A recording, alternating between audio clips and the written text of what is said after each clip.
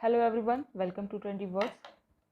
रोज़ की तरह आज का भी जो ये सेशन है, सीरीज़ है एक्चुअली, जो वर्ड्स इन न्यूज़ का सीरीज़ है, वो आगे बढ़ाते हुए बिना टाइम वेस्ट किए हुए पहला वर्ड डिस्कस करते हैं। So first word is clamp down. Clamp down का मतलब होता है कि किसी चीज़ पे नियंत्रण लगाना, रोकथाम करना, उसको बोलते हैं क्लैम्प डाउन। मतलब कोई कठोर नीति बनाना। ठीक है, एग्जाम्पल लेते हैं। A clamp down on tax evasion. A clamp down on tax evasion. So our next word is beset. मतलब कोई नाक में दम कर देना, कोई बहुत आपको परेशान कर दे, उसको बोलते हैं beset. The team has been beset by injuries all season. So next word is utterly. Utterly का मतलब होता है पूरी तरह से, मतलब एब्सोल्युटली कोई चीज़ हो रही है उसको बोलते हैं utterly. इट्स अटरली इम्पॉसिबल, मतलब ये एकदम ही इम्पॉसिबल है, एब्सोल्युटली इम्पॉसिबल है।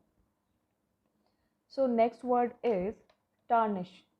टार्निश का मतलब होता है कि कोई चीज़ बहुत धुंधली हो या फिर दाग लग जाना उस पर, उसको बोलते हैं टार्निश। आपने ये वर्ड काफ़ी सुना होगा।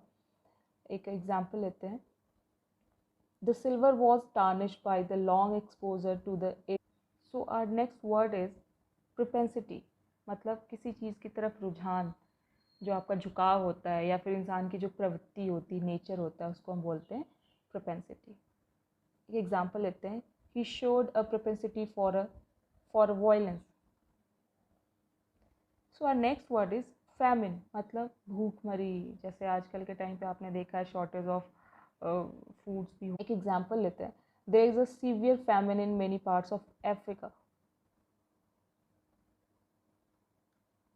सो नेक्स्ट वर्ड की तरफ बढ़। Next word is apparently. Means स्पष्ट रूप से, प्रत्यक्ष रूप से कोई चीज़, मतलब जो चीज़ बहुत ऑब्वियस। एक एग्जांपल लेते हैं। Apparently he is already been married twice. So our next word is कैलामिटस।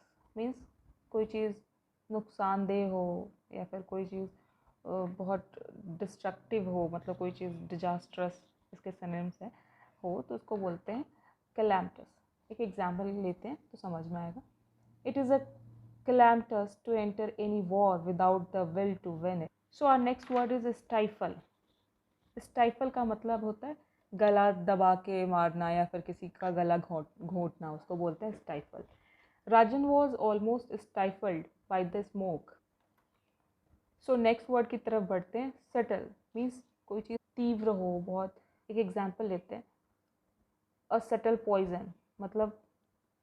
So our next word is faggot. Faggot means faggot एक गाली होती है जो बेसिकली होमोसेक्सुअल्स पर्सन होते हैं उनको दिया जाता है। सो next word is pervert.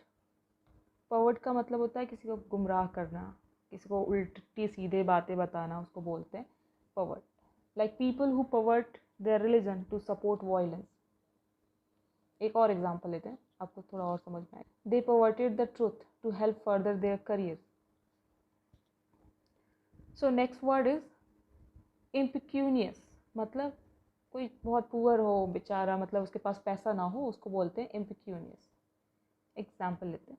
The company suffered huge losses as its young impecunious buyers fail to make payment.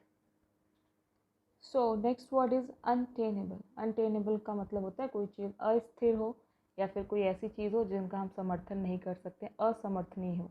English में जान लेते हैं, थोड़ा और समझ में आएगा। इनडिफेंसिबल। इनडिफेंसिबल को अनटेनेबल बोलते हैं। ठीक है, एक एग्जाम्पल लेते हैं। If 3 people in 4 no longer to support the government, isn't this an untenable? सो बढ़ते हैं अगले और लास्ट वर्ड की तरफ, दैट इज कैमराडरी। मतलब आप जैसे कोलीग्स होते हैं या फिर जिनके साथ आपकी बनती है, जो आपके साथ ऑफिस में है या फिर कहीं भी आपके जो कोलीग्स होते हैं। सो आज के लिए बस इतना ही, और आई होप वीडियो अच्छा लगा होगा। सो अगर अच्छा लगा तो प्लीज़ लाइक करिए, शेयर करिए और सब्सक्राइब करिए। Thank you so much.